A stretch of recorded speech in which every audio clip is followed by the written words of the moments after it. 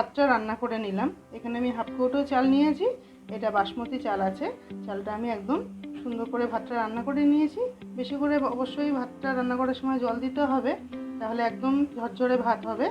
ভাতটা যেন গলে না যায় সেদিকটা ফলো করতে হবে। নমস্কার বন্ধুরা, মমি কুক ব্লগে সবাইকে স্বাগত জানিয়ে শুরু করছি আজকের রান্না। আজকে আমরা রান্না করব লেমন রাইস। তো দেখলে তোমরা আমি ভাতটা করে নিয়েছি, এবার আমরা পরের স্টেপে যাচ্ছি। একটা কড়াই বসিয়ে দিলাম। কড়াই আমি দিয়ে দেবো সাদা তেল, অল্প করেই সাদা তেল দিলাম। এখানে দেখো, এখানে আমি বিউলি ডাল নিয়েছি অল্প করে, যেহেতু আমি হাফ কৌটো চালের করছি।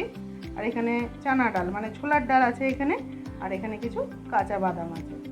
তেলটা আমাদের গরম হয়ে গেছে।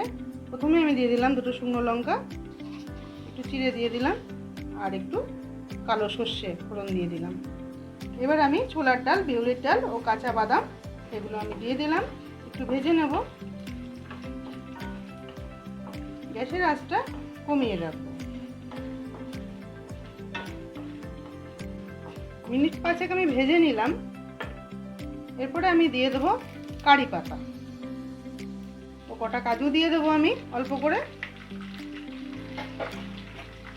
এগুলো একটু হালকা করে আবার একটু ভেজে নেব। এবার আমি এর মধ্যে দিয়ে দেবো কিছু আদা আমি কুচো করে নিয়েছি, আর দুটো কাঁচা লঙ্কা আমি চিড়ে নিয়েছি, দিয়ে দেবো।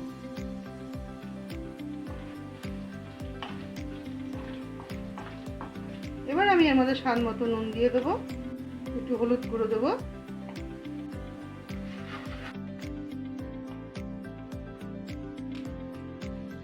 এবার আমি রাইসটা এর মধ্যে দিয়ে দেবো।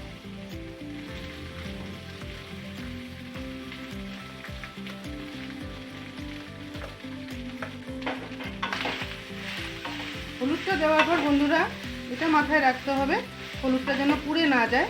পুড়ে গেলে পরে কিন্তু তাহলে ভাতের যে কালারটা সেটা কিন্তু ভালো আসবে না। হলুদটা সবার লাস্টের দিকেই দেবে। ভাতের সাথে সবকটা উপকরণ, সবকটা মশলাকে আমি ভালো করে নাড়িয়ে নিলাম।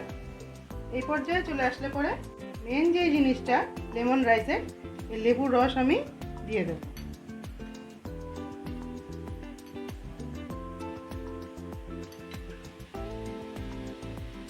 আমি হাফ লেবুর রস দিয়ে দিলাম। হাফ কৌটো চালের জন্য আমি হাফ লেবুর রস দিয়ে দিলাম।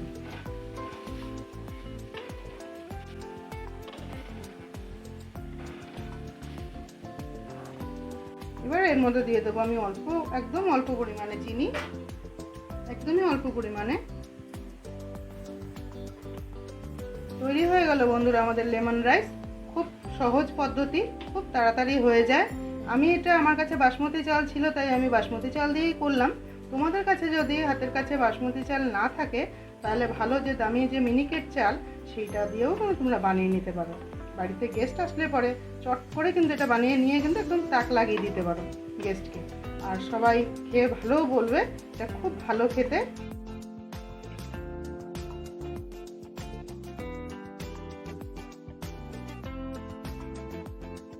তৈরি হয়ে গেল বন্ধুরা আমাদের খুবই অল্প সময়ের লেমন রাইস। তোমরা অবশ্যই বাড়িতে ট্রাই করবে, ট্রাই করে আমাকে কমেন্টে জানিও কেমন হলো তোমার লেমন রাইস। তো তোমার যদি ভিডিওটা ভালো লাগে অবশ্যই একটা লাইক ও একটা শেয়ার করে দিও। তুমি যদি আমার চ্যানেলের নতুন বন্ধু হয়ে থাকো তাহলে অবশ্যই একটা সাবস্ক্রাইব করে আমার পাশে থেকো। পুরো ভিডিওটা দেখার জন্য অসংখ্য ধন্যবাদ। সবাই ভালো থেকো।